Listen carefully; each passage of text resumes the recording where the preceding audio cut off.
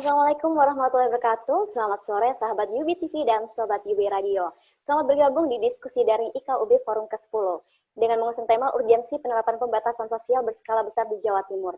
Teman-teman sekalian juga bisa bergabung di live acara ini di kanal YouTube Yubi TV, Yubi Radio, dan juga melalui IG Live dari @ika.ub. Sebelum kita mulai diskusi pada sore hari ini, izinkan saya menyampaikan beberapa informasi.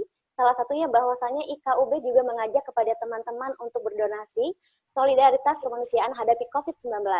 Hingga hari ini, alhamdulillah sudah terkumpul sebesar Rp844.489.480 dan sudah disalurkan sebesar Rp391.640.975. Dan hari ini teman-teman IKUB juga melakukan aksi sosial dengan menyalurkan paket sembako, masker, dan hand sanitizer untuk 165 kepala keluarga di di Utan Jati Kampung Tebaci, Pegadungan Kalideres, Jakarta Barat.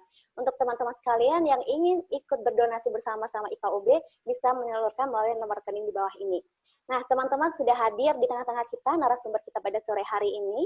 Saya akan menyapa terlebih dahulu, ada Bapak Profesor Dr. Insinyur Nufil Hanani, ARMS, selaku Rektor Universitas Brawijaya. Selamat sore, Pak Rektor. Dan selanjutnya ada juga Bapak Irjen Pol Dr. Andes Haji M. Fadil Imron, MSI, selaku Kapolda Jawa Timur. Selamat sore, Pak. Dan terakhir narasumber kita ada Bapak Dr. Haji Emil Elistianto Dardak, MSc, selaku Wakil Gubernur Jawa Timur. Selamat sore semua Bapak-Bapak sekalian. Sore. Apa kabar Pak hari ini, Pak? Baik, Alhamdulillah. Alhamdulillah, baik semua. Ya, Alhamdulillah. Baik, terima kasih Bapak-Bapak semua. Untuk memulai sore diskusi pada hari ini, sebenarnya kita akan membahas tentang PSBB, di mana pembatasan sosial berskala besar ini sudah diterapkan di Jawa Timur kurang lebih 3 minggu. Diberlakukan pada tanggal 28 April hingga saat ini. Kalau sejauh ini memang data per 16 Mei yang saya dapatkan dari Dinas Kominfo Jawa Timur, jumlah positif COVID-19 sudah mencapai angka 2.000.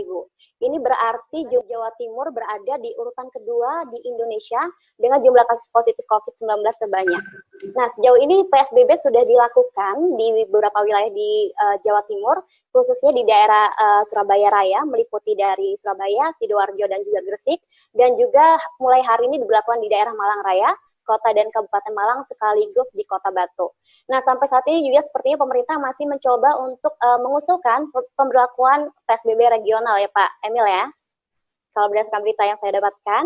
Dan di lain sisi ternyata untuk menanggapi dari adanya dampak COVID-19 ini, Universitas Brawijaya melalui inisiasinya Kampung Tangguh juga menjadi role model dalam penanganan dari dampak COVID-19 ini, yaitu dengan ide proyek Kampung Tangguh, di mana mengajak kampung-kampung yang berada di Kota Malang untuk siap menghadapi pandemi 19 ini. Kita akan banyak membahas materi sore hari ini tentang pemberlakuan PSBB di Jawa Timur. Dan langsung saja untuk pertama kali saya akan persilakan kepada Bapak Rektor Universitas Brawijaya, Bapak Nufil Hanani, untuk menyampaikan pemaparannya. Silakan Pak. Terima kasih. Assalamualaikum warahmatullahi wabarakatuh. Waalaikumsalam warahmatullahi wabarakatuh. Yang saya hormati sahabat UB TV, sobat UB Radio, Bapak Kapolda Jawa Timur, Mas Emil selaku Wakil Gubernur Jawa Timur, seluruh peserta webinar pada hari ini. Pertama, marilah kita manjatkan rasa syukur karena Tuhan masih sayang pada kita pada hari ini, sehingga beri kesempatan untuk bisa berkumpul walaupun daring. Saya sebenarnya didampingi oleh tim advokasi dan tim COVID UB yang mendesain dan mengadvokasi Kampung Tangguh, mengadvokasi para pimpinan daerah yang ada di Malang Raya. Sehingga dengan demikian konsep ini adalah konsepnya teman-teman dengan saya sebagai penanggung jawabnya. Perlu diketahui, slide, kondisi dunia per tadi malam, bahwa yang terkonfirmasi kena kasus corona di dunia ini sudah mencapai 4.400-an orang, dan yang meninggal sudah 300.441 yang meninggal, dan itu menyebar seluruh dunia. Sehingga dengan demikian ini adalah peringatan bagi kita untuk melakukan antisipasi yang benar-benar serius. Kemudian kondisi di Asia Tenggara, Indonesia menempati urutan 3 di bawah India dan Bangladesh berdasar kasus positif, dan nomor 2 urutan yang meninggal. Ini perlu patut prihatin kita dengan kondisi yang ada di Indonesia. Kemudian kondisi di Indonesia secara keseluruhan, tadi sudah disebutkan oleh UBI TV, yang pertama adalah DKI Jakarta, dan kedua adalah Jawa Timur. Ya, memang ini penduduknya banyak, tetapi ini patut kita waspadai dan kita antisipasi dengan serius. Yang menjadi pertanyaan, apakah sekarang ini Jawa Timur menjadi epicentrum baru? Inilah yang perlu kita antisipasi ke depan supaya tidak terjadi demikian. Dan yang menjadi pertanyaan kita, apakah perlu PSBB di Jawa Timur secara regional dilakukan, seluruh provinsi yang ada di Jawa Timur? Oleh karenanya, yang perlu kita pertimbangkan adalah kita harus mengambil pelajaran dari pengalaman negara lain yang melakukan, kemudian melihat tren perkembangan pandemi COVID-19 di Jawa Timur, termasuk perkembangan daerah penyebaran di masing-masing kabupaten kota di Jawa Timur, bagaimana keadaannya, kemudian bagaimana kesiapan pemerintah daerah provinsi, kabupaten, dan kota. Ini yang perlu menjadi evaluasi kita. Kalau memenuhi syarat ini menjadi penting untuk dilakukan. Negara yang sukses menekan corona, ada yang menggunakan lockdown. Benar-benar dikunci, dan ini berhasil, walaupun awal-awalnya tidak berhasil seperti Italia, kemudian karena tidak taat, kemudian dengan disiplin dan ketaatan akhirnya berhasil. Inilah yang menjadi salah satu contoh berhasil yang melakukan lockdown. Kemudian ada beberapa negara, di sini disebutkan ada 8, mungkin bisa lebih, tapi saya mengambil 8 negara seperti Taiwan, Korea Selatan, Kanada, Georgia, Islandia, Swedia, Rusia, dan Vietnam. Ini tidak melakukan lockdown. Mungkin di Indonesia, kalau di Indonesia mungkin disebut dengan PSBB, kira-kira begitulah. Mudah-mudahan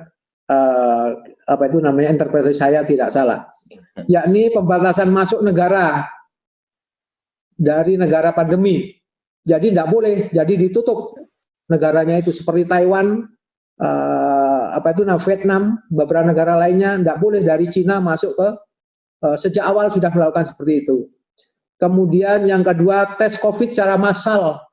Ini menjadi sangat penting sehingga bisa dilihat pelacakan, kemudian isolasi daerah pandemi, karantina bagi yang suspek, kemudian pembatasan sosial, pembatasan fisik, penggunaan masker, meningkatkan produksi alat kesehatan, dan sebagainya. Ini mirip-mirip PSBB kita, kira-kira begitulah. Walaupun antar negara sangat bervariasi. Dan mereka sukses melakukan itu. Bapak Ibu sekalian, bagaimana sih hubungan kematian karena COVID ini dengan berbagai intervensi? Ada hasil-hasil riset yang dilakukan, dan yang paling bawah, garis hitam, saya kasih PSBB itu, saya sendiri yang mengasih dengan tim, bukan dari aslinya. Karena yang hitam itu adalah yang tidak ada intervensi, maka kematiannya bertambahnya waktu, maka semakin meningkat. Kemudian ada kebijakan lain dengan menutup sekolahan dan universitas, itu makin menurun. Mengisolasi kasus juga menurunkan, yang ditunjukkan dengan garis kuning. Kemudian mengisolasi kasus dan karantina rumah tangga, mungkin di sini istilahnya tinggal di rumah, itu menurunkan. Kemudian gabungan dari case isolation atau isolasi kasus dan tinggal di rumah atau karantina rumah tangga dan social distancing itu sukses. Itu yang ditunjukkan dengan yang biru. Dan yang hitam ini itu menurut saya jumlah dari keseluruhannya, bahkan mungkin perkantoran segala macamnya itu ditutup sementara, work from home. Sehingga dengan demikian PSBB secara teori itu bisa dipertanggungjawabkan, secara empiris bisa dipertanggungjawabkan menurunkan COVID, penyebaran COVID. Kemudian buat sekalian, bagaimana kecepatan penanganannya?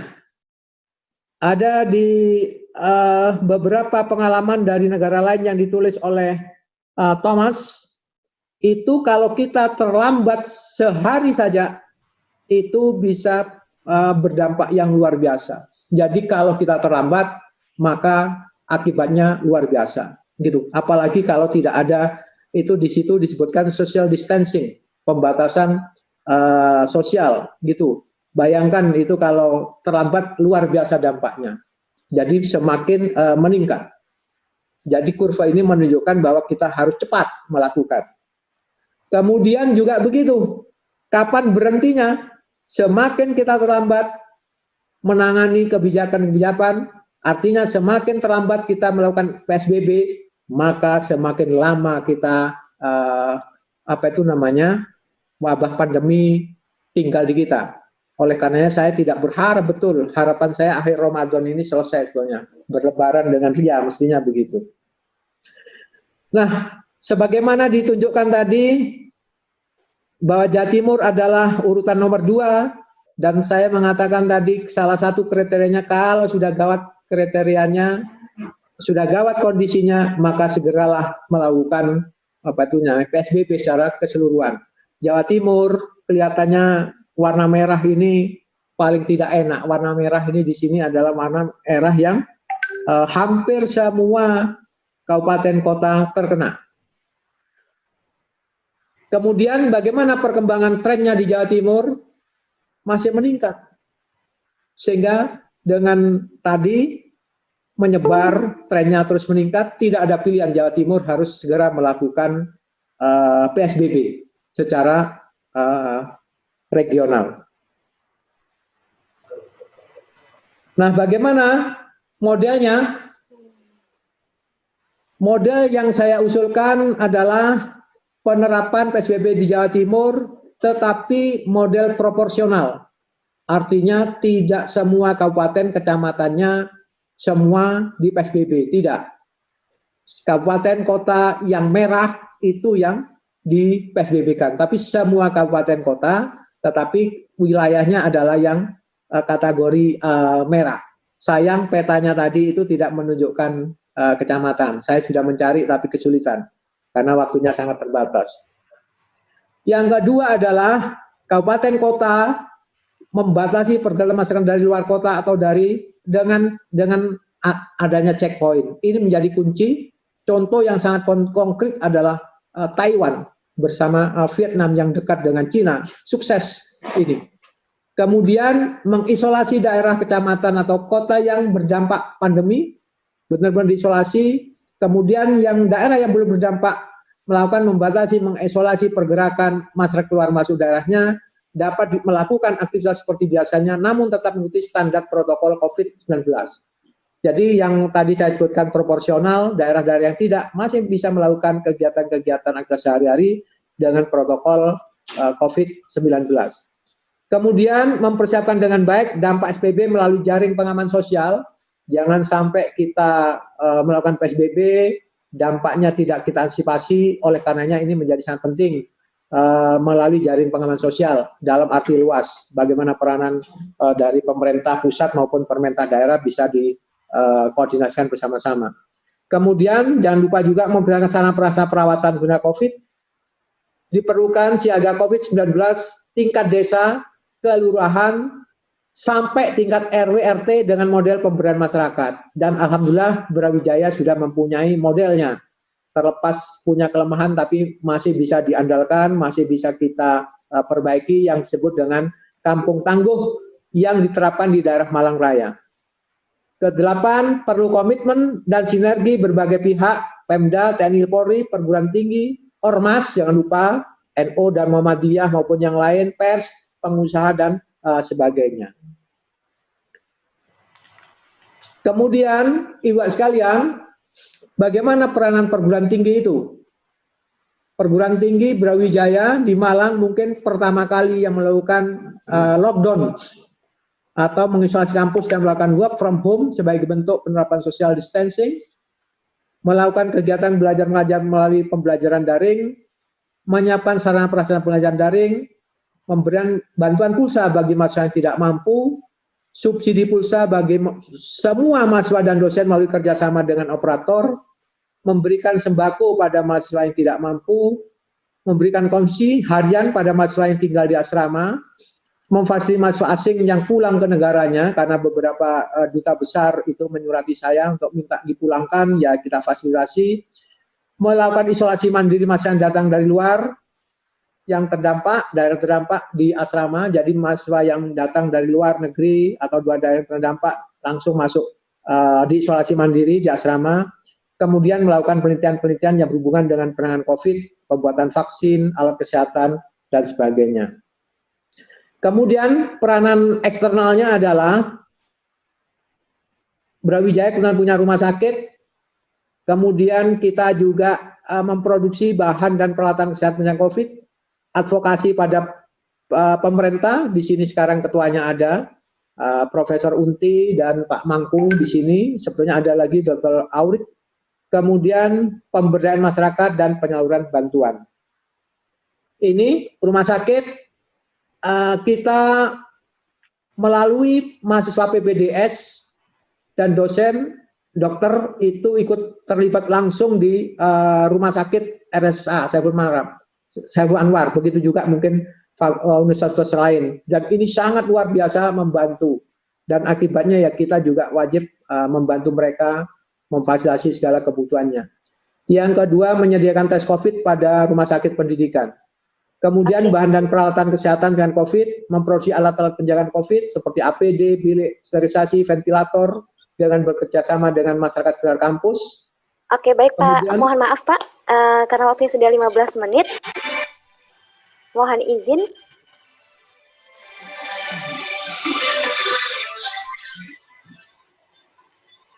Ya Mbak. Iya Pak. Pak, mohon maaf karena waktunya sudah 15 menit. Untuk sesi ini nanti bisa dilanjut lagi ya Pak ya. Kita akan coba masuk ke narasumber kedua. Oh ya. Ya, monggo aja. Ya, baik Pak. Terima kasih banyak Pak. Tadi sudah pemaparannya sangat banyak bahwa peranan perguruan tinggi itu juga memiliki peranan dari internal maupun eksternal. Sudah dipaparkan dengan baik tadi dari Bapak Rektor Universitas Brawijaya. Terima kasih Pak Nufil Hanani.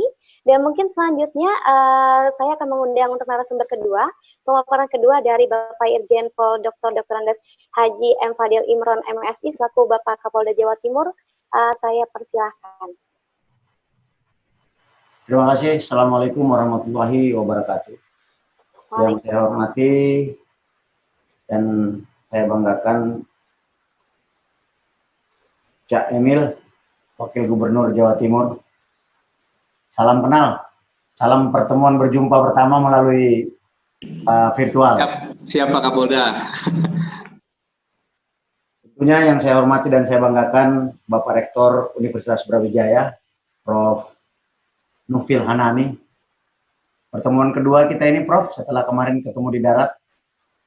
Sahabat UB TV serta sahabat UB Radio dan para alumni Universitas Brawijaya yang berbahagia. Tadi sudah banyak disampaikan oleh Rektor mengenai kondisi penyebaran COVID di Indonesia, dunia, bahkan Jawa Timur. Yang perlu digarisbawahi bahwa angka kematian kasus COVID di Jawa Timur itu lebih tinggi daripada angka kematian nasional. Jawa Timur itu 8,69, sedangkan nasional itu 6,40. Demikian juga dengan rasio kesembuhan. Jawa Timur itu 14,35, lebih rendah daripada kesembuhan nasional yang angkanya di 22,97. Nah, menilik dari apa yang sudah disampaikan oleh Prof. Nufil tadi, dan ini nggak asik nih melihatnya kalau begini nih. Jawa Timur kok merah. Sekarang sudah ranking 2. Apa upaya yang harus kita lakukan? Akibat COVID ini, sudah berdampak luas kepada kehidupan sosial, ekonomi, serta budaya. COVID sudah merugikan semua komponen masyarakat. Untuk melakukan dan membendung COVID-19 ini, kemudian kita sudah melakukan beberapa langkah, antara lain penerapan PSBB, yang di dalamnya ada prinsip-prinsip physical distancing, kemudian work from home, kemudian school from home, serta beberapa kegiatan-kegiatan lainnya. Namun, langkah-langkah tersebut ternyata belum dapat terlihat pengaruhnya terhadap penurunan penyebaran COVID. Bahkan tidak jarang menimbulkan konflik dan perselisihan dalam pelaksanaannya. Nah, ini tidak lain karena terdapat beberapa keterbatasan seperti ketersediaan rapid test, belum adanya antivirus atau vaksin, serta keterbatasan fasilitas sarana dan prasarana. Di Malang juga kita lihat dampak yang timbul kemarin di Kabupaten Malang, ada penjual sayur yang kemudian karena tidak laku, kemudian melempar sayurannya ke sungai. Ini kan tidak baik. Jadi menghadapi hal-hal seperti ini, kemudian kami di Polri menyambut baik apa tawaran yang sudah disampaikan oleh rekan-rekan Sivitas Akademika Universitas Brawijaya terkait dengan penerapan kampung tangguh atau desa tangguh. Ini bagi kepolisian dikenal sebagai metode pemolisian pendekatan pemecahan masalah atau problem oriented policing. Ini cukup menarik. Saya agak sedikit gembira dan semangat karena ternyata POP ini sudah dilaksanakan di Malang dan kemudian dapat diterapkan dalam konteks menghadapi wabah COVID-19. Ada beberapa hal yang ingin saya sampaikan terkait dengan pemolisian berbasis POP untuk menghadapi COVID-19. Yang pertama bahwa perspektif kita harus menempatkan COVID-19 sebagai kesempatan untuk memicu dan mendorong terjadinya perubahan sosial agar masyarakat menjadi lebih baik. Pendekatan yang kita lakukan seperti yang saya sampaikan tadi adalah POP merupakan strategi pemolisian yang mensyaratkan dilakukannya proses identifikasi dan analisis masalah, kejahatan serta gangguan-gangguan lainnya yang bersifat khusus atau spesifik untuk kemudian mengembangkan langkah-langkah efektif menanggulangi permasalahan tersebut. Metode yang harus dikedepankan adalah community partnership, jadi harus ada sinergi, kemudian transformasi organisasi, khususnya di kepolisian. Rohnya adalah pemecahan masalah atau problem solving dan pelibatan community atau community mobilization. Bapak Ibu sekalian yang saya hormati, dalam konteks community partnership atau membangun sinergitas, tadi sudah disampaikan, maka mutlak harus terjadi sinergi antara segenap elemen masyarakat dan Forkopimda. TNI dan Polri harus solid, TNI, Polri, dan pemerintah juga harus bekerja sama dengan segenap lapisan masyarakat, serta aparat penegak hukum, jaksa hakim. Kita juga harus, Polri juga harus mampu bersinergi dengan para ulama, kiai, habaib, dan santri. Jawa Timur ini adalah kota santri, di mana dikenal beribu-ribu pondok yang tersebar di seluruh Jawa Timur, mungkin juga di Malang Raya dan sekitarnya. Nah, ini juga kita harus bersinergi dengan mahasiswa dan perguruan tinggi untuk bersama-sama menjadi agen perubahan sosial. Dan ini modal kita sudah ulama karena di Jawa Timur sudah, di Malang khususnya, ini sudah nampak karena Tridharma perguruan tinggi pengabdian sosial itu yang ternyata sudah dilaksanakan oleh rekan-rekan dari kampus yang berada di sekitar Kalisongo ya, itu kemudian, dan satu Kampung Narubuk. Itu merupakan wujud daripada Dianmas rekan-rekan mahasiswa yang di bawah binaan Bapak Rektor. Nah, terkait dengan transformasi organisasi yang Polri sudah lakukan adalah melakukan refocusing sumber daya organisasi untuk energinya sumber daya organisasi ini ditujukan kepada bagaimana menangani COVID-19 ini. Kami juga sudah membangun konsep tentang policing in disasters, bagaimana kita melakukan pemolisian di era pandemik ini, dengan tetap memperhatikan aspek-aspek keamanan, aspek-aspek keselamatan, kemudian keselamatan petugas atau polisi yang bertugas di lapangan, tetap melakukan langkah-langkah normal dalam penanganan TKP. Kemarin di Malang atau hari ini mungkin ada pembunuhan itu tetap harus dikerjakan oleh polisi, Pak, di tengah-tengah misalnya dampak yang terjadi akibat pandemik seperti yang saya sampaikan tadi, ada demo kemarin rencananya, kemudian ada juga pedagang-pedagang terdampak yang melakukan aksi-aksi yang kemudian memicu sentimen di media sosial yang harus kita ambil langkah-langkah. Yang ketiga dan selanjutnya ini adalah yang terakhir, memberikan bantuan seperti yang tadi penelusuran pemberian jaring pengaman sosial. Sebenarnya sederhananya adalah dalam konteks Kampung Tangguh, kami ingin melengkapinya ini rekan-rekan Prof dengan metode yang dikenal secara umum di kepolisian yang disebut dengan metode SARA, scanning, analyzing, respond, dan assessment. Saya kembali ke slide yang tadi. Dalam konteks ini, dalam konteks POP ini, maka yang perlu dilakukan adalah polisi adalah bagaimana mendatakan orang-orang yang terdampak, bagaimana mendatakan orang-orang yang terkena virus, bagaimana mendatakan orang-orang yang PDP dan ODP, sehingga upaya menurunkan korban penderita COVID-19 ini dan upaya untuk menanggulangi korban dampak COVID-19 ini bisa terlaksana dengan baik.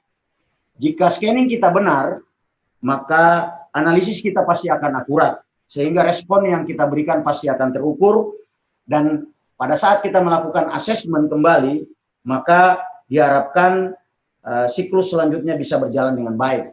Diharapkan dengan siklus SARA ini kemudian masalah-masalah yang timbul akibat daripada COVID-19 ini kemudian bisa kita laksanakan dengan baik. Berikutnya adalah bagaimana mobilisasi masyarakat. Dalam slide berikutnya, dalam prinsip-prinsip pemolisian dengan pendekatan POP ini, selanjutnya Mbak, slide selanjutnya, memang kuncinya adalah bagaimana kita bersama-sama seluruh elemen masyarakat mempercepat penanganan COVID-19 di Jawa Timur. Jadi semua harus terlibat, tidak boleh tidak. Partnership memang harus dibangun dengan semua kalangan.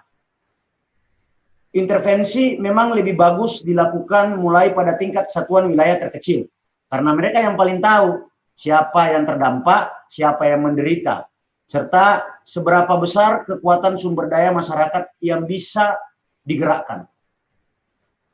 Terima kasih, kemarin semua unsur ada 7 elemen itu sudah diidentifikasi. Mungkin dengan metode pemolisian pendekatan POP ini, konsep Kampung Tangguh yang sudah dikerjakan oleh teman-teman dari UB bisa kemudian menjadi lebih komprehensif. Bapak Ibu hadirin sekalian yang saya hormati, apa target kita? Target kita adalah bagaimana penanganan COVID ini bisa dilaksanakan secara terstruktur dan terukur. Saya sudah sampaikan kepada para Kapolres, para Kapolsek, target Anda adalah bagaimana menurunkan, bahkan meniadakan pasien yang positif, kemudian orang yang PDP, dan orang yang ODP. Itu target kita.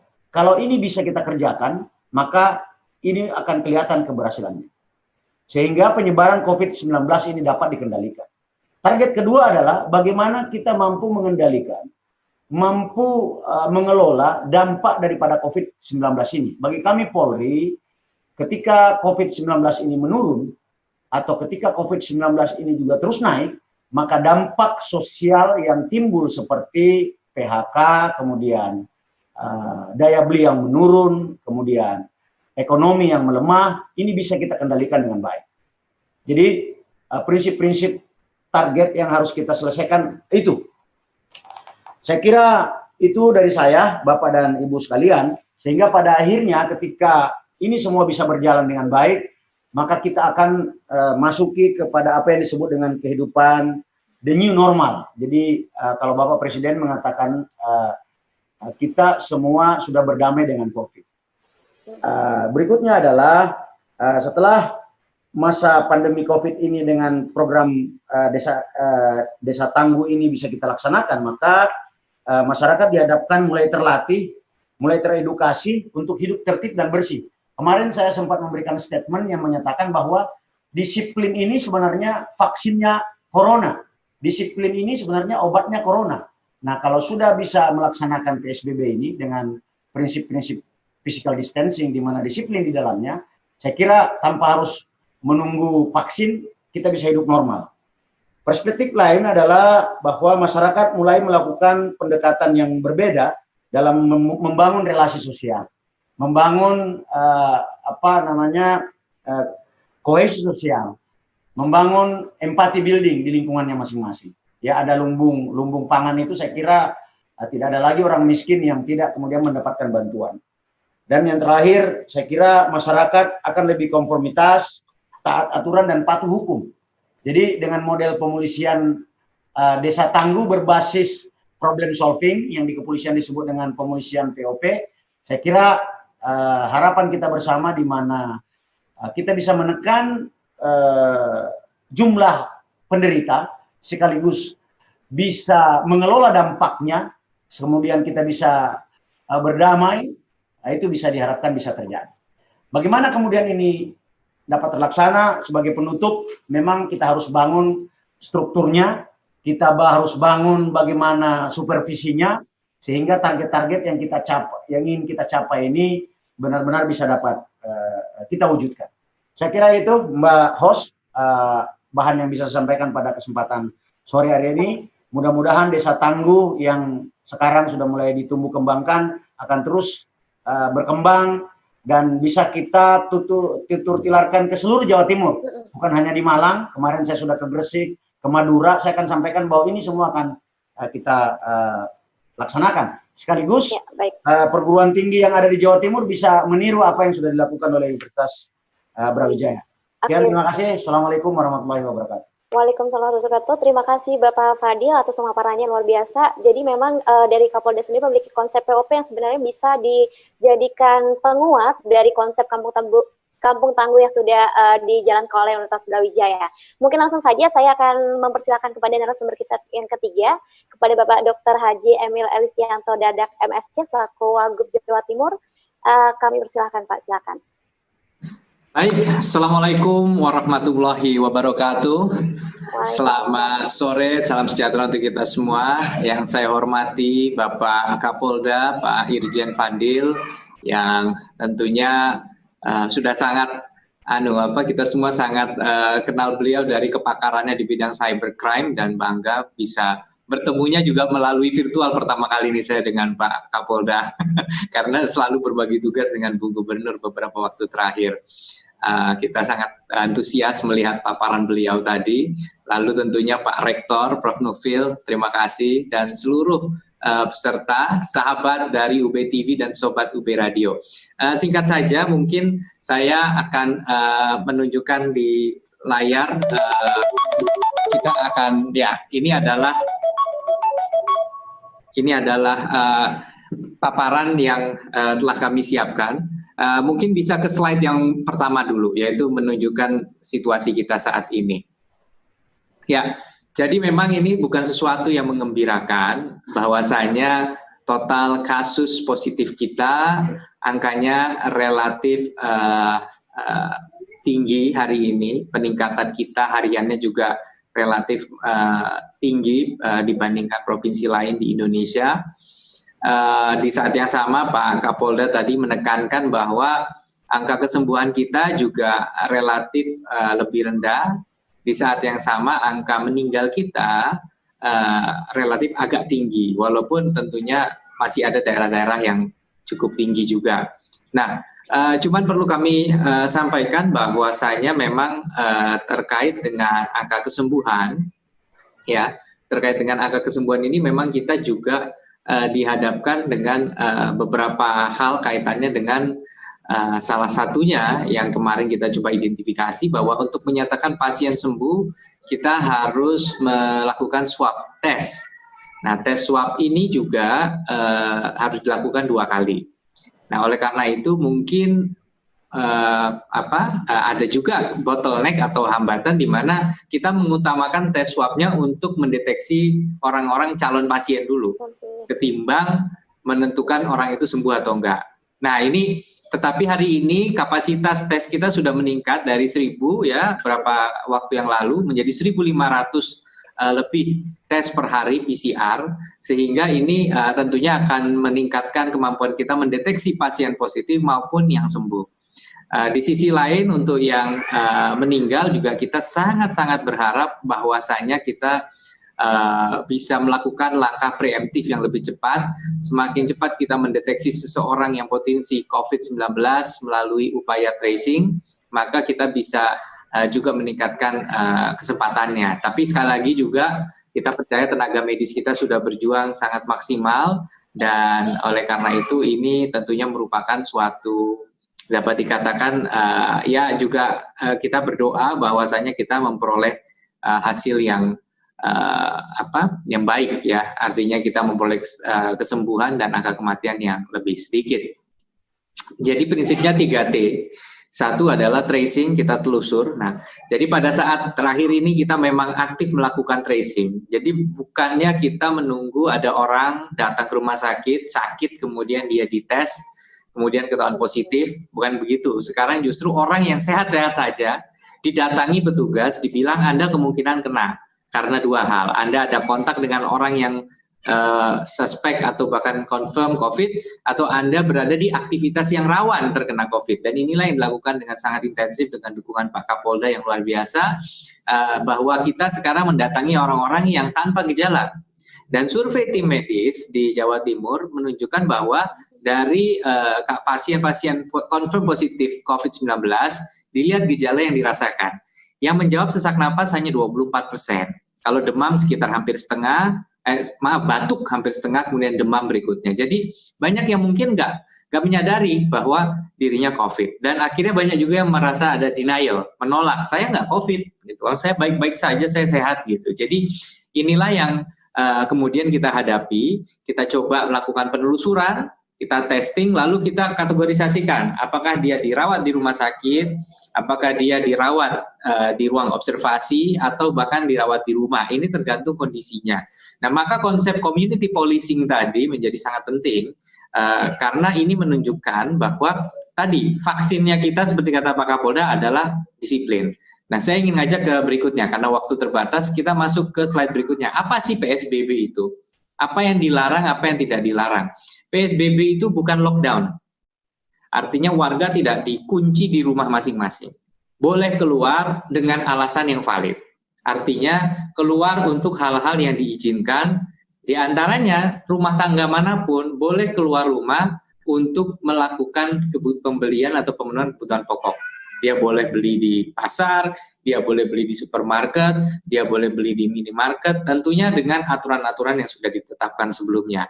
Jadi kalau dari rumah boncengan, boleh tidak? Nah, kalau KTP-nya serumah, ada yang bilang boleh, ada yang bilang tidak. Tapi sebaiknya ya, kalau seperti di Malaysia malah tidak boleh. Ada yang belanja berdua, harus sendiri. Nah, kalau sendiri akhirnya siapa yang pergi? Karena yang bisa nyetir suaminya suruh belanja, istrinya ngasih daftar belanjaan. Dasar suami nggak biasa belanja, dikit-dikit video call sama istrinya. Yang ini bukan gitu ya. Jadi ini yang terjadi di Malaysia. Artinya saya sering kadang-kadang miris juga mendengar ada yang mengatakan karena PSBB ekonomi kami terpukul. Sebenarnya bukan begitu. Gitu. Konsepnya PSBB bukan memukul ekonomi, memukul COVID konsepnya. Karena kenyataannya secara alami sebelum diterapkan PSBB, pembatasan-pembatasan sudah dilakukan. Maka tadi seperti disampaikan Pak Kapolda, disiplin itu penting. Banyak yang mengatakan kita menghadapi new normal. Di New Zealand sebagai contoh, mereka katanya hampir nggak terpengaruh COVID, negara yang berhasil. Apakah sekarang mereka sudah normal? Belum. Mereka masih melakukan pembatasan-pembatasan sosial. Di bandara, 2 kursi di X, 1 boleh duduk, gitu ya. 2 kursi X, 1 boleh duduk. Kenapa begitu? Karena memang kita belum bisa mengeliminir sampai 0 keberadaan dari COVID-19. Kasus-kasus juga mulai muncul. Kalau kita mencermati majalah-majalah internasional, di Vietnam ada kasus, Taiwan ada kasus, ya, yang dikatakan sudah fully successful. Artinya apa? bahwa kalau kita mengasumsikan akan ada satu masa di mana semua akan kembali normal, itu agak sulit kita prediksi saat ini. Artinya apa? Kita harus mengasumsikan bahwa kita life must go on. Kita harus bisa mulai produktif lagi, karena kita juga harus bisa menghidupi diri kita untuk mempertahankan kehidupan. Kita harus bisa menghidupi diri kita untuk mempertahankan kehidupan. Hari ini pemerintah all out dengan jaring pengaman sosial, dengan melakukan segala langkah membiayai langkah kuratif, langkah promotif. Kita juga beli APD, kita beli alat medis. Tetapi ingat bahwa roda ini adalah dari penghidupan, muncul tax payment, muncullah kebijakan fiskal untuk belanja tadi. Maka penghidupan ini kita lakukan dengan sangat hati-hati. Bukan artinya di loss, bukan ekonomi dulu baru kesehatan, bukan. Nah, PSBB ini semacam latihan. Karena di PSBB ya dia emang agak lebih ketat. Bicara dengan restoran, nggak boleh makan di tempat. Ya, kemudian kita bicara tempat kerja hanya boleh 11 sektor. Atau yang mendapatkan izin dari Kementerian Perindustrian. Nah, mungkin ke depannya tempat kerja dibuka, mungkin ke depannya rumah makan dibuka, tapi juga tanpa menghilangkan protokol COVID-19. Nah, kalau di PSBB yang masih diawasi oleh petugas saja kita nggak disiplin, artinya akan meningkat, akan terjadi klaster, akan terjadi kasus positif. Sedangkan kalau aturan medis, setiap tempat yang terjadi kasus positif, isolasi dulu. Nah, bayangkan kalau kita bersaing nih sebagai Jawa Timur dengan provinsi lain, dengan negara lain, yang mana mereka mulai melakukan kegiatan-kegiatan ekonomi secara gradual, secara bertahap, tapi mereka disiplin. Karena mereka disiplin, tidak terjadilah kasus, tidak terjadi peningkatan kasus, tidak terjadi penutupan temporer.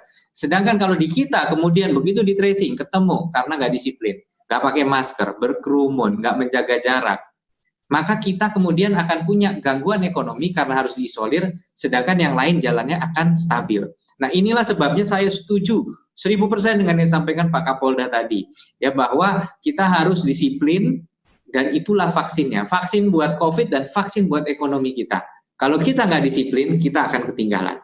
Nah, inilah sebabnya maka ini contoh protokol pencegahan COVID-19 di tempat kerja. Harus rajin cuci tangan, pakai masker, ya. Itu karena apa? Karena kedepannya kita akan tetap melakukan active testing, ya, akan melakukan active. Jadi pengelola pabrik, kalau misalnya dia nggak disiplin, ya pabriknya bisa-bisa akan diisolir minimal 1 blok. Itu bisa sampai ratusan pekerja nggak masuk. Karena apa? Karena kemudian harus ada kasus positif COVID-19, mencegah klaster, dia harus dirumahkan. Yang rugi pabriknya dan pegawainya.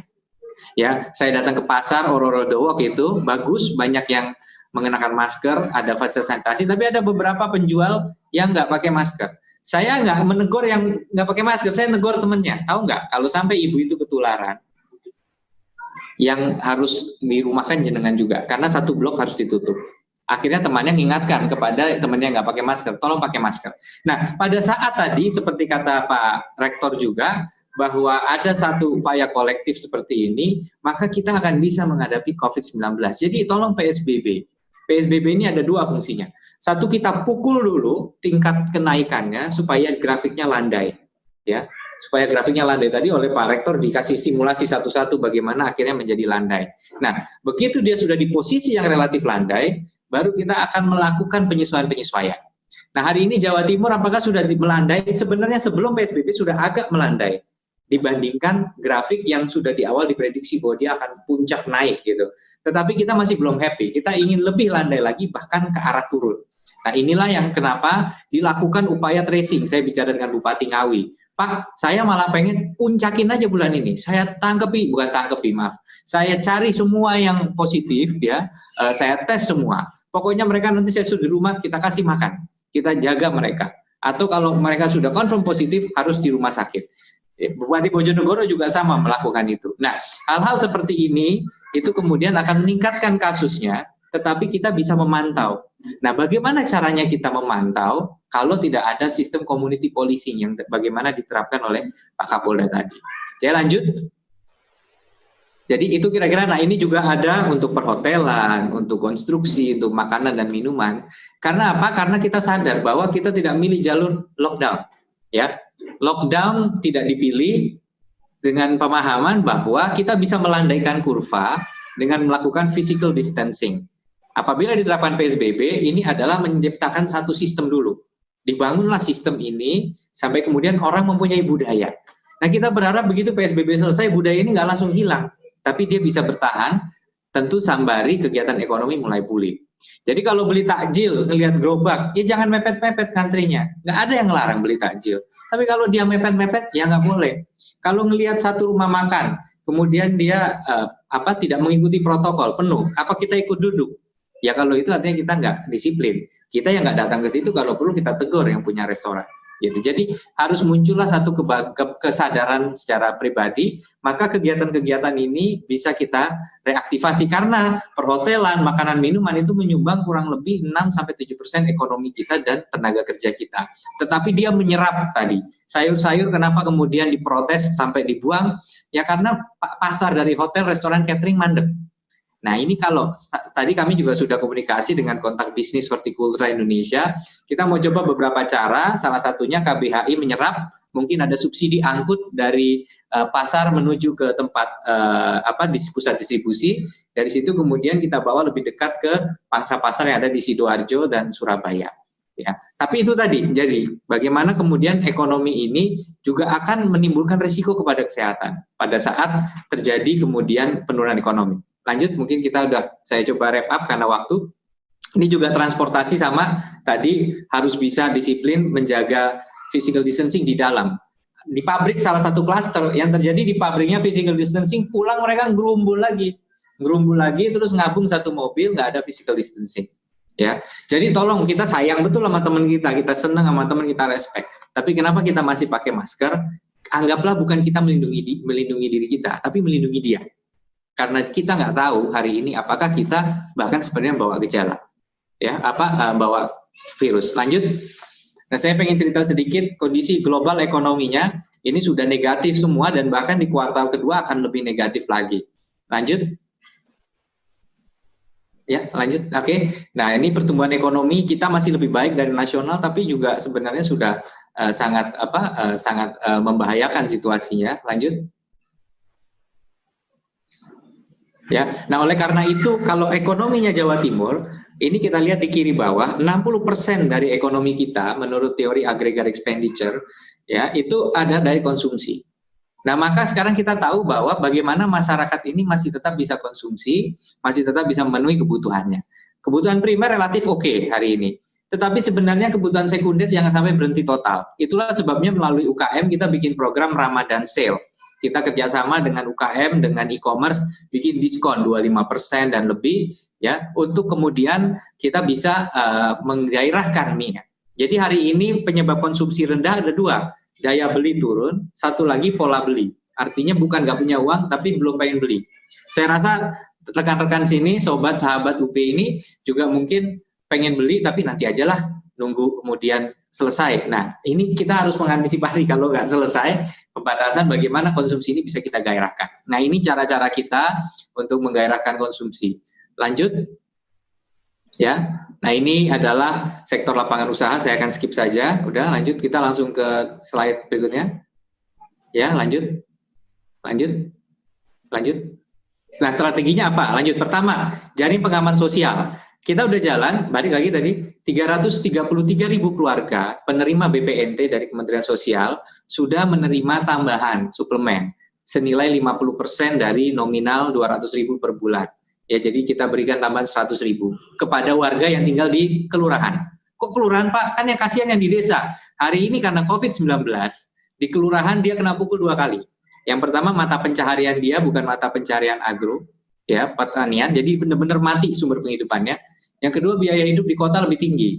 Nah, inilah sebabnya bantuan itu kita takut nggak cukup, kita suplemen lagi di wilayah kelurahan. Apalagi di desa ada dana desa, sehingga ekonomi lebih muter. Ya, di kelurahan belum ada. Inilah situasinya.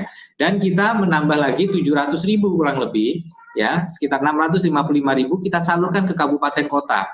Jadi kalau ada yang tanya, provinsi udah bantu belum? Tepat sasaran nggak? Kita percaya Bupati Wali Kota bisa menentukan itu. Karena mereka cukup dekat, tetapi cukup punya skala yang cukup besar untuk mengelola secara efisien. Jadi kita sudah sejak 28 April kabupaten kota sudah siap ngambil. Nah, Blitar salah satu yang sudah eksekusi. Kita terus dorong supaya sebelum Lebaran masyarakat harus bisa tersenyum lagi. Bantuan Pemprov yang kalau di total hampir 1 juta harus semuanya sudah tersalurkan. Nah, ini ditambah bantuan dari Kementerian Sosial yang ternyata targetnya 23 April itu sudah beres datanya, ternyata sampai 30 April dari kuota 1,2 juta masih ada 200.000 yang belum terisi. Nah, ini kita sampai bikin grup WA, gabungin semua Kadinsos, kita ikut ngawal dengan Kementerian Sosial. Alhamdulillah setelah berapa hari setelah itu kita kawal, dari 200.000 tinggal 4.000 saja yang belum terisi, dan itu memang wajar karena akan ada gap-gap yang tidak bisa diisi. Ini jaring pengaman sosial. Lanjut, kemudian kita juga bicara masalah restrukturisasi kredit, kita sedang menggalakkan dagulir. Lanjut, terakhir saya pengen tunjukin satu slide lagi. Ini contoh. Kemarin kita lihat sayur bermasalah. Waktu itu di Madiun pernah ada kejadian ayam dibagikan gratis. Ini kadang-kadang ada yang emosi sesaat. Ya, jadi kemarin itu waktu sayur, mereka biasanya memang menjelang Lebaran dipanen lebih cepat. Jadi banyak yang dibawa karena mereka yakin seperti tahun-tahun sebelumnya permintaan tinggi. Ternyata tahun ini polanya berubah. Sehingga apa yang sudah dipanen lebih cepat, tengkulak nggak mau nyerap katanya, ya. Walaupun kita juga tahu kok hari ini masih ada tengkulak, ya. Tetapi kenyataannya ada perantara. Perantara ini kemudian nawarkan harga rendah, mereka emosi, ada yang dibuang. Tapi mereka sudah menandatangani pernyataan, bukannya mereka dimarahi karena kita mereka nggak boleh begitu, tapi ya harus dibuang. Ini kan makanan anugerah dari Tuhan, gitu ya. Nah. Ini contohnya Mbak Moderatus, sebentar satu lagi ya, bahwa ini di integrator ayam-ayam ini dibeli oleh perusahaan seperti Carun Pokpan, Java Comfit. Mereka kemudian membeli ayam hidup supaya tidak terjadi situasi seperti itu. Nah, ini kita Pemprov akan terus menjaga supaya kondisi sektor pangan ini bisa lancar, dan kita berkoordinasi dengan tim Pak Kapolda yaitu Satgas Ketahanan Pangan juga agar ada stabilitas dalam penyerapan produksi pangan. Terima kasih. Oke, baik, luar biasa. Terima kasih Mas Emil untuk pemaparannya tadi, sangat banyak sekali yang sudah dipaparkan sama Mas Emil. Tapi melihat tadi saya merangkum memang COVID-19 ini memberikan dampak kepada semua aspek, dan semua aspek ini saling berkaitan antara satu dengan yang lain. Dan kuncinya sama seperti yang sudah disampaikan oleh Bapak Kapolda, bahwasannya kuncinya yaitu satu, disiplin. Disiplin yang dilakukan bersama-sama baik dari masyarakat maupun pemerintah. Oke, selanjutnya mungkin terakhir saya ingin mengundang Pak Profesor Erani untuk memberikan tanggapan dan paparannya selaku dari perwakilan IKA Universitas Brawijaya. Silakan Prof. Erani. Baik, terima kasih. Assalamualaikum warahmatullahi wabarakatuh. Waalaikumsalam. Terima kasih moderator. Yang pertama saya mohon maaf sekali tadi sudah bisa tersambung masuk ke forum ini, tapi ternyata ada gangguan, tidak bisa mendengar karena barangkali masalah internet di sini sehingga tidak bisa menyampaikan ucapan terima kasih kepada para narasumber ya. Yang pertama tadi urutan dari yang presentasi, Pak Rektor terima kasih sekali atas waktu dan pemikirannya sehingga bisa memberikan banyak informasi data di awal diskusi kita. Kemudian Pak Kapolda, Pak Dr. Fadil Imran juga menyampaikan beberapa catatan dan kebijakan yang sedang dan akan ditempuh oleh aparat penegak hukum, terutama dari kepolisian, dari Polda Jawa Timur. Itu saya kira rancang bangun yang bagus sekali jika nanti dieksekusi.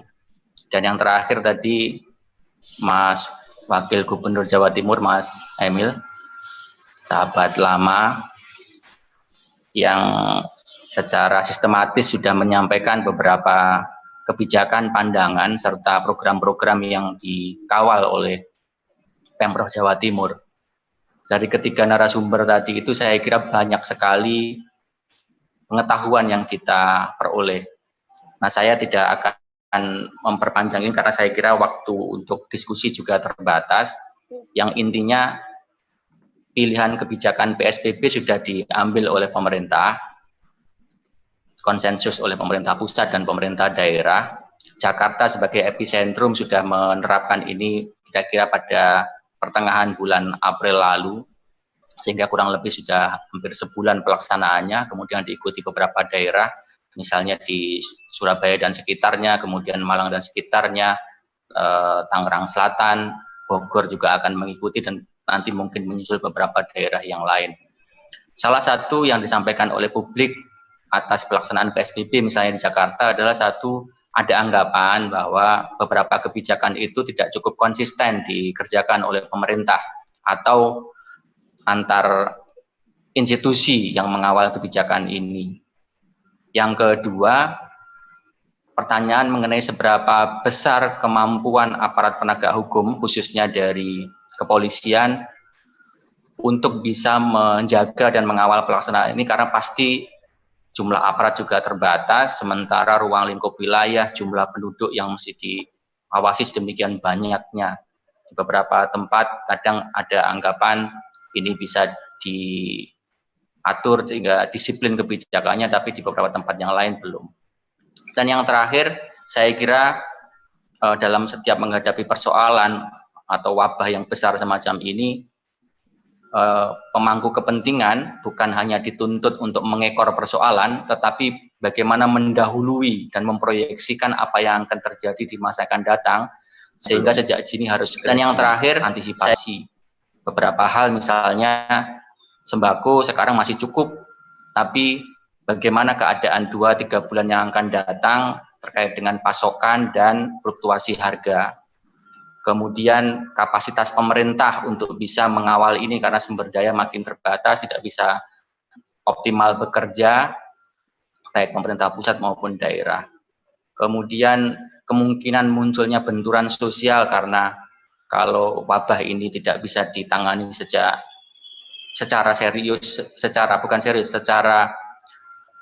optimal dan hasilnya bisa lekas diperoleh, maka munculnya frustasi, putus asa, dan harapan yang tidak terlalu besar di masa yang akan datang itu bisa memunculkan sikap yang tidak mendukung bagi upaya-upaya untuk pemulihan, terutama di bidang ekonomi dan sosial.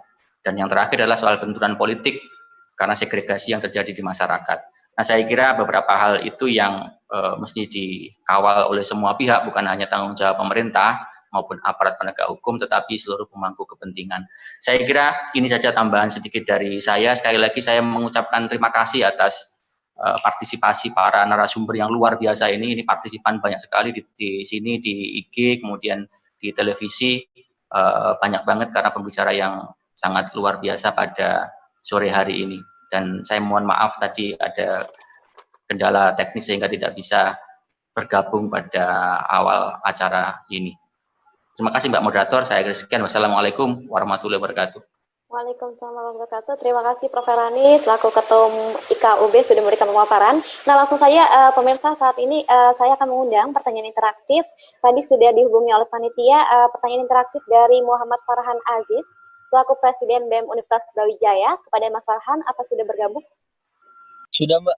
Oke, baik. Silakan Mas Farhan disampaikan pertanyaannya singkat saja dan ditujukan kepada siapa? Oke. Terima kasih Mbak. Bismillahirrahmanirrahim. Assalamualaikum warahmatullahi wabarakatuh.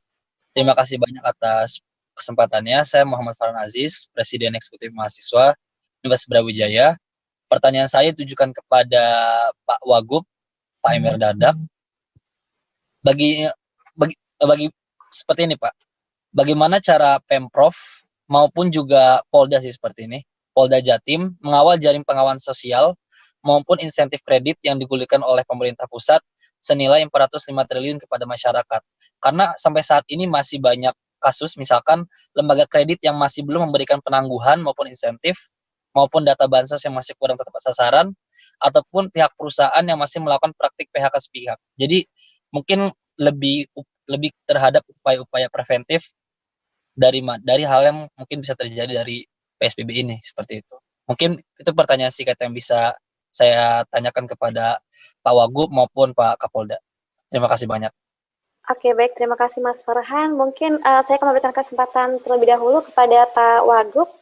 Mungkin bisa dijawab pertanyaan tadi, bagaimana cara Pemprov untuk menanggapi isu-isu yang saat ini terjadi karena dampak COVID-19 ini, baik dari lembaga kredit, bantuan sosial, dan juga lain sebagainya. Silakan Pak. Baik, pertama terkait bansos, saya tahu ini menjadi keresahan bagi banyak masyarakat. Saya ingin sampaikan dua hal saja terkait itu. Yang pertama adalah terkait sistem data. Kita punya data kemiskinan yang disebut dengan data kemiskinan makro dan data kemiskinan mikro. Makro itu yang diterbitkan oleh BPS tiap 3 bulan, setahun 2 kali, mohon maaf, kemiskinan yang angkanya 10% gitu ya. Itu adalah angka kemiskinan makro. Tetapi ada juga data kemiskinan mikro. Nah ini terakhir, ini dilakukan survei nasional oleh BPS untuk mencari siapa saja sih keluarga-keluarga yang masuk dalam 40% kesejahteraan terendah di Indonesia, se-Indonesia. Nah, survei ini dilakukan untuk menentukan siapa yang berhak menjadi sasaran dari bantuan-bantuan sosial pemerintah. 40% nasional ini nggak berarti sama dengan 40% di Jawa Timur, ya kan? Bisa saja di Jawa Timur itu yang masuk itu lebih banyak atau lebih sedikit. Nah, ternyata setelah dicek di Jawa Timur ada kurang lebih 38% warga terendah di Jawa Timur masuk di 40% nasional. Jadi relatif kita sedikit di atas nasional tingkat kesejahteraannya secara proporsional. Nah, cuma yang ingin saya sampaikan bahwa data ini seyogianya dilakukan verifikasi dan validasi oleh pemerintah kabupaten dan kota secara berkala, harusnya. Nah, tetapi tidak semua yang masuk, jadi total yang masuk itu sekitar 5 juta keluarga. Sampai hari ini, sebelum adanya pandemi, yang mendapatkan bantuan itu kurang lebih 2,8 juta, kurang lebih, bantuan pangan non-tunai. Nah, sekarang kalau misalnya Anda menjadi, misalnya nih, sebagai mahasiswa nih, Mas, tolong didata dong 1.000 orang untuk kita kasih bantuan. Oh, semuanya dikasih bantuan enggak? Yang kita bantu cuma 200. Jenengan mau nggak mendata 1.000 orang? Saya yakin agak takut juga, karena yang 800 pasti protes. Ngapain saya didata kalau belum dikasih bantuan? Gitu. Nah, ini hipotesa kami, ya, bahwa artinya selama ini sejak 2015 sampai 2020 awal atau 2019 akhir, kita ada sedikit empati bahwa teman-teman dinas sosial di kabupaten kota akan mengutamakan dulu sasaran bantuan. Jadi yang mau dapat bantuan ini aja dulu yang pasti harus tepat sasaran lah. Jumlahnya 2,8 juta. Itu pun untuk mereka melakukan verifikasi berkala yang nggak keburu-buru, mereka suka kasih keteteran. Karena mencari info yang benar-benar valid di lapangan susah, kan dinamika penduduk.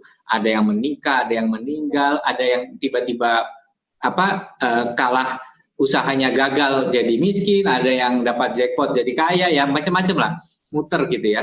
Nah, ada satu kejadian di Trenggalek ya, dia masuk KK di mana kakaknya itu masuk DTKS tapi dia kepilih di pemilihan legislatif jadi pimpinan dewan.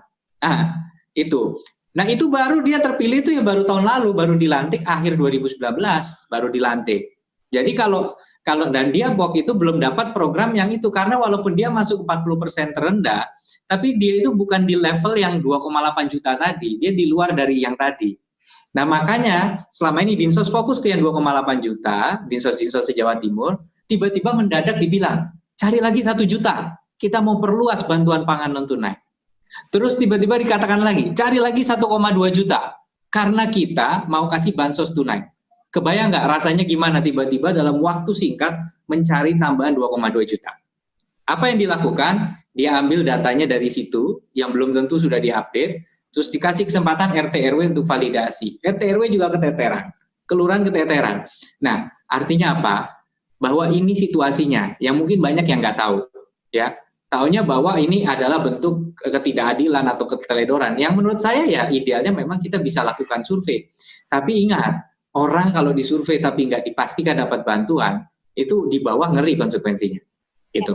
Ya. Nah, itu yang kedua yang ingin saya sampaikan terkait bansos, bahwa kemarin dilakukan pendataan memang dari bawah sampai atas. Ini juga saya tahu karena akhirnya saya ngawal benar-benar detail. Saya ikut WA group bareng Kak Dinsos dan Kepala Pusdatin Kemensos. Jadi Kepala Dinas Sosial komplain, Pak, saya sudah survei nih dari bawah, dari desa, RT, RW, desa, kecamatan sampai bupati, diusulkan ke Kemensos. Ada yang sudah dicairkan mulai tanggal awal Mei, 1, 2, atau 3 Mei gitu. Padahal posisinya tanggal 4, 5 Mei, data ini belum final. Artinya apa? Ternyata untuk mempercepat, ada kebijakan beberapa data itu disalurkan duluan oleh Kemensos berdasarkan datanya mereka. Nah, tentu kan orang akan komplain, yang kemarin disurvei saya kok yang dapat duluan itu. Nah, inilah dua hal ya saya jelasin terkait bansos. Bagaimana kita benahinya? Satu prinsipnya, kita usulkan penghapusan. Jadi kita sudah ngawal beribu-ribu kakak itu dihapus dari daftar karena dia nggak layak lagi dan diusulkan nama yang lain. Ya, nah kita perlu peran serta masyarakat. Ya, Ibu sempat bilang Babin Kaptibmas, Babinsa, kalau tahu sesuatu sharing ke kita itu sangat menolong. Teman-teman mahasiswa yang ikut gerakan Kampung Tangguh itu juga bisa sangat menolong. Saya lihat ada posko relawan yang melakukan mapping per RW. Ini soalnya bisa aja dapat bantuan tumpuk-tumpuk. Gitu. Nah terakhir masalah tadi pertanyaannya selain bansos, masalah kredit. Untuk kredit, memang aturannya dari OJK jelas. Dan kita sudah langsung bertemu OJK dan juga kontak dengan bank. Semua sudah komit karena bank itu ada bank nasional, ada bank daerah. Di bank daerah ada Bank Jatim, ada BPR. Kita sudah buka, umumkan dengan luas. Tadi saya sampaikan restrukturisasi kredit. Ada lagi yang leasing, perusahaan pembiayaan. Nah, yang leasing ini APPI, Asosiasi Perusahaan Pembiayaan Indonesia, yang Jawa Timur sudah bikin call center, hotline untuk mengadukan. Namun ingat satu hal, bahwa ini sifatnya OJK itu melonggar kalau yang belajar finance ya, itu aturannya yang dilonggarkan. Artinya kalaupun kredit ini tidak disaur, tidak dibayar, mereka tidak terpengaruh kondisi kesehatan lembaga keuangannya. Tapi mereka tetap karena ini adalah uang mereka sendiri, mereka mengumpulkan uang masyarakat. Kalau misalnya uangnya nggak balik dari peminjam, itu lembaga keuangannya bisa kolaps. Nah, jadi ingat, inilah artinya bahwa ini himbauan. Pintunya dibuka oleh OJK, didorong, bahkan setengah dipaksa sebenarnya. Tapi tidak bisa dihukum kalau dia tidak menerapkan. Nah, maka kita menggunakan moral sanction ini tadi. Untuk bagaimana supaya itu bisa diikuti. Kita bikin call center, kita akan announce kayak kemarin misalnya, saya mau nyebut merek lah, ada satu perusahaan distributor motor gede. Saya tanya, Anda ikut nggak? Ikut. Dia ikut melakukan relaksasi. Kira-kira itu, mohon maaf agak panjang karena penting pertanyaannya. Tapi tadi Pak Kapolda pasti juga ditanya, perlu nambahkan. Terima kasih. Oke, baik. Terima kasih Mas Emil. Jawabannya udah sangat ini ya, panjang banget dan sangat lengkap. Semoga menjawab ya Farhan. Dan selanjutnya kita akan mendengarkan jawaban dari Bapak Kapolda. Silakan Pak. Terima kasih. Yang pertama, jajaran Polri pasti akan mengawal dan mengamankan distribusi jaring pengaman sosial. Antara lain dengan turut serta bersama pemerintah daerah, Kapolres bersama Bupati, itu dalam mulai dari tahap pendataan sampai kemudian distribusinya itu kita kawal dan kita amankan. Yang pertama. Yang kedua, ada kebijakan Kapolri untuk merealokasi anggaran Polri dengan menyiapkan sembako beras 10 ton tiap Polres dan 25 ton di masing-masing Polda. Jika ada lubang-lubang yang belum mendapatkan distribusi seperti yang disampaikan oleh Pak Wagub tadi, nah itu tugasnya kawan-kawan di Polres itu adalah mendistribusikan. Tidak boleh ada suara-suara sumbang yang terdengar yang tidak kebagian. Apapun dia harus selesai. Nah, itu. Yang berikutnya adalah terkait dengan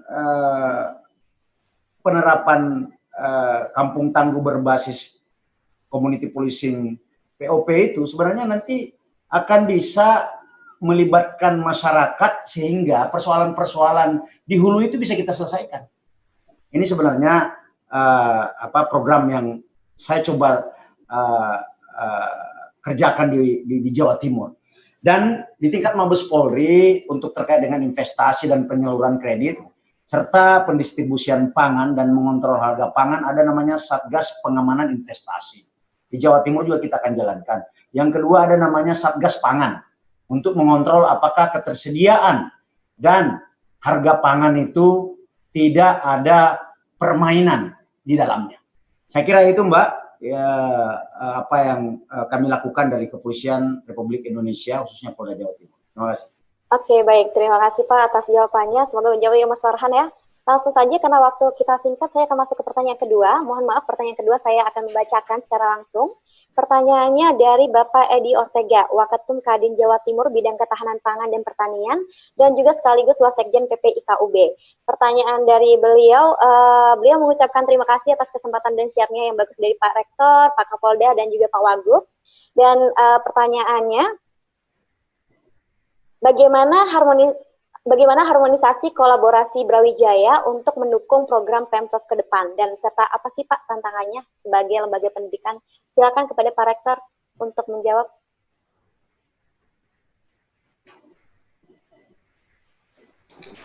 Terima kasih atas responnya Mas Edi Ortega. Jadi Brawijaya ini sudah bersinergi dengan TNI Polri. Sudah ada bukti nyata kita di Malang Raya membentuk yang balik disinggung oleh Pak Kapolda, itu sudah membentuk namanya Kampung Tangguh. Sudah 78 kampung tangguh di Malang. Dan kemarin di Bu Gubernur termasuk Pak Kapolda, Pangdam, Pangdiv sudah datang ke Malang, bahkan 2 kali. Yang pertama ke Kota Malang, kemudian yang kedua ke Kabupaten Malang baru kemarin. Dan idenya kita nanti ke depan, Pak Kapolda tadi sudah bilang, nanti dibawa ke level Jawa Timur, kampung tangguhnya ini. Sudah. Ini sudah ada wujud nyata yang pendekatannya pakai ilmu polisi, pakai ilmu perang, pakai ilmu kesehatan, pakai ilmu sosiologi, campur jadi satu lah. Kira-kira begitulah. Yang kampung tangguh. Dan ini akan direplikasi di level Jawa Timur. Mohon izin Pak Kapolda, nanti manualnya nanti akan kita ganti. Kemarin Polres, nanti kita ganti kerjasama dengan Polda, dengan Pangdam, dengan Brawijaya, dengan masyarakat yang peduli COVID di Jawa Timur. Itu saja, Mas Edi bisa nanti terlibat dengan kita. Jangan khawatir, masih banyak slot untuk bareng-bareng bersinergi. Kita tunjukkan bareng-bareng bagaimana Jawa Timur ini menjadi tauladan ke depan. Terima kasih. Oke, baik. Terima kasih jawabannya Pak Nufil. Dan mungkin ini pertanyaan terakhir karena waktu kita terbatas. Saat ini kan kita akan menghadapi mudik ya, atau pulang kampung. Walaupun sudah ada peraturan dari pemerintah, tapi ada pertanyaan dari Mas Angga Riza dari Bali. Pertanyaan bagaimana Polda Jawa Timur mengatur orang mudik yang masuk ke Jawa Timur? Karena saat ini kita tahu di lapangan banyak yang tidak efektif, artinya masih banyak orang yang lolos untuk mudik. Atau dari Pak Kapolda, adakah strategi yang mungkin sempat didiskusikan sebelumnya? Silakan Pak. Baik, terima kasih Mbak atas pertanyaannya. Bagaimana strategi Polda Jawa Timur untuk mengatur orang mudik? Di ujung timur, di Banyuwangi kita ada posko checkpoint di sana. Kemudian perbatasan dengan Jawa Tengah di Ngawi juga kita ada checkpoint di sana. Kemudian di perbatasan bagian barat kita juga ada checkpoint. Demikian juga dengan di Polres-Polres ada checkpoint-checkpoint yang kita lakukan. Tujuannya adalah untuk melakukan langkah-langkah mengelola masyarakat yang mudik. Bagaimana caranya? Terhadap mereka yang bukan warga Jawa Timur, itu kita balik arah. Ya, balik arah.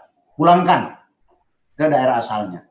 Itu ada operasi Aman Nusa Ketupat Semeru 2020 yang CB-nya spesifik khusus untuk menangani para pemudik yang ingin pulang kampung, yang ingin mudik.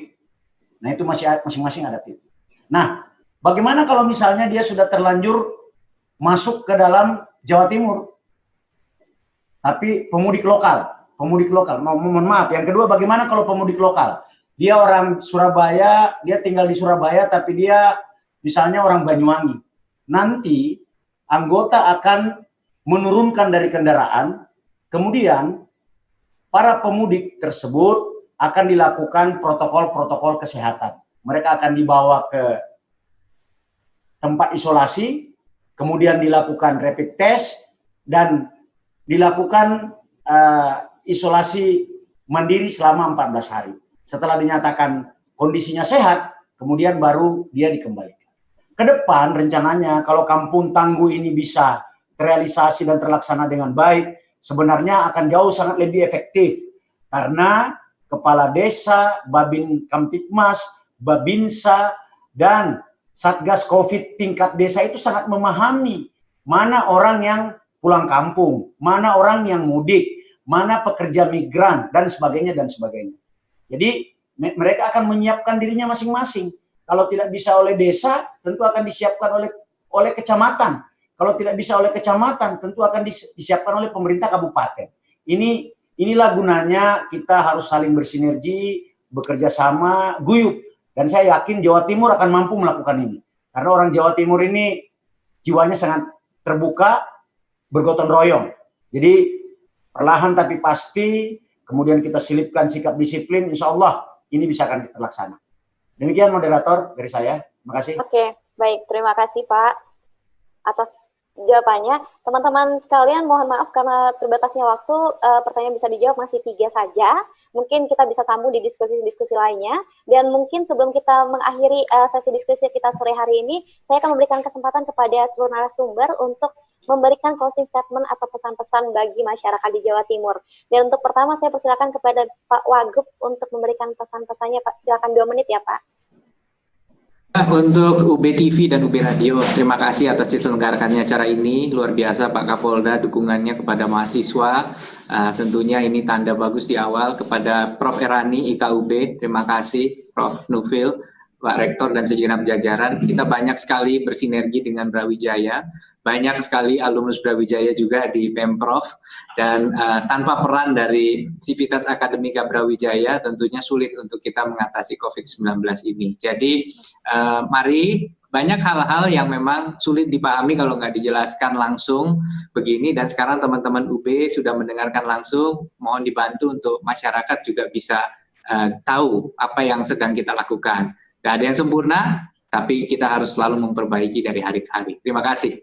Oke, baik. Terima kasih Mas Emil. Dan selanjutnya saya akan mempersilakan kepada Bapak Rektor, Pak Nufil, untuk memberikan closing statement-nya.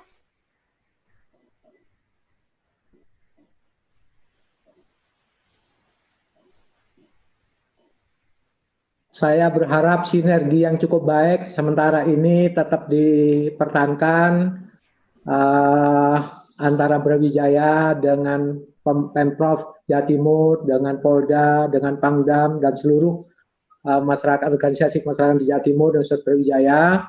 Dan saya juga berharap kepada masyarakat menghimbau supaya tidak mudik dan kemudian taat kepada peraturan dari pemerintah untuk melakukan menanggulangi COVID seperti pakai masker, mencuci tangan, social distancing, dan sebagainya. Itu saja. Terima kasih. Oke, baik. Terima kasih Pak Nufil. Dan selanjutnya saya persilakan kepada Bapak Kapolda Jawa Timur, Pak Fadil Imron, untuk memberikan closing poin yang ingin saya sampaikan. Yang pertama, kita harus sinergi agar kita kuat melawan virus corona. Yang kedua, disiplin. Sekali lagi, saya katakan di berbagai kesempatan, disiplin adalah vaksin dan obat daripada virus corona. Selama vaksin belum ditemukan, maka disiplinlah yang menjadi obatnya. Dan yang terakhir, mari kita, ayo Jogo Jawa Timur, mari kita bekerja bersama, kita wujudkan kampung tangguh di wilayah masing-masing. Terima kasih. Baik, terima kasih Pak Fadil Imron. Dan selanjutnya terakhir saya ingin mendengarkan closing statement dari Bapak Profesor Ahmad Erani selaku dari Ketua IKUB.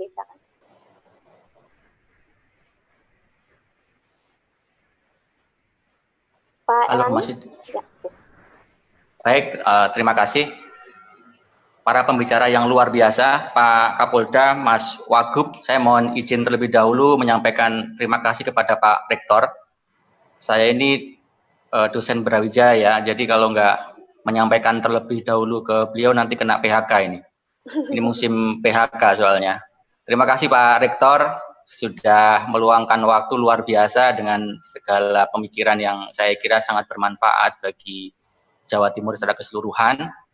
Pak Kapolda, walaupun masih kurang lebih 1 minggu bertugas di Jawa Timur, mudah-mudahan diberikan kekuatan, kesehatan, dan nantinya bisa bersama-sama dengan pemerintah daerah serta kampus Brawijaya bergandengan tangan untuk bisa menangani banyak persoalan, bukan hanya untuk urusan COVID saja saya kira. Kemudian Mas Emil, Wakil Gubernur Provinsi Jawa Timur, terima kasih banyak juga atas penjelasan tadi yang luar biasa. Mudah-mudahan diberikan keberkahan dan ada kesempatan nanti di lain waktu untuk makan ayam lodo lagi di Trenggalek bersama-sama. Saya kira beberapa yang disampaikan tadi itu pasti akan bisa dipahami dan disosialisasikan oleh para alumni Universitas Brawijaya. Ini diskusi yang ke-10 yang diselenggarakan oleh Ikatan Alumni Universitas Brawijaya. Kami dengan segala daya berusaha untuk memberikan apa yang mampu kami lakukan, terutama terkait dengan bantuan ke rumah sakit, ke para medis, serta ke masyarakat. Dalam hal ini kebanyakan dalam berupa sembako dan donasi masih terus kita harapkan bisa disampaikan kepada kami. Itu saja yang bisa saya sampaikan mewakili dari seluruh pengurus Ikatan Alumni Universitas Brawijaya. Mudah-mudahan kita semua diberikan keberkahan dan kekuatan serta lindungan Allah SWT. Saya kira itu. Sekali lagi terima kasih dan mohon maaf apabila ada keterbatasan dalam penyelenggaraan diskusi ini. Mudah-mudahan kita bertemu kembali. Saya akhir sekian. Wassalamualaikum warahmatullahi wabarakatuh. Waalaikumsalam warahmatullahi wabarakatuh. Sekali lagi terima kasih kepada semua narasumber. Kami ucapkan kepada Bapak Profesor Dr. Insinyur Nufil Hanani, RMS selaku Rektor Universitas Brawijaya, kemudian Bapak Irjen Pol Dr. Andes Haji M. Fadil Imron, MSI selaku Ketua Kapolda Jawa Timur, dan juga Bapak Dr. Haji Emil Alifianto Dardak, MSC selaku Wagub Jawa Timur, dan tentunya kepada Pak Erani selaku Ketua IKUB yang sudah menyelenggarakan acara pada sore hari ini. Terima kasih buat rekan-rekan UB TV dan UB Radio sudah turut berdiskusi pada sore hari ini. Mungkin satu pesan dari acara sore hari ini, kepatuhan warga ditentukan oleh pimpinannya. Tapi berhasil atau tidaknya merupakan tanggung jawab bersama dan bisa kita mulai dari disiplin diri, disiplin lingkungan, dan disiplin semuanya. Oke, saya Tasya Istiqautari, mohon pamit undur diri. Mohon maaf apabila ada salah dan kurang. Sampai jumpa di kegiatan diskusi dari UB selanjutnya. Terima kasih. Wassalamualaikum warahmatullahi wabarakatuh.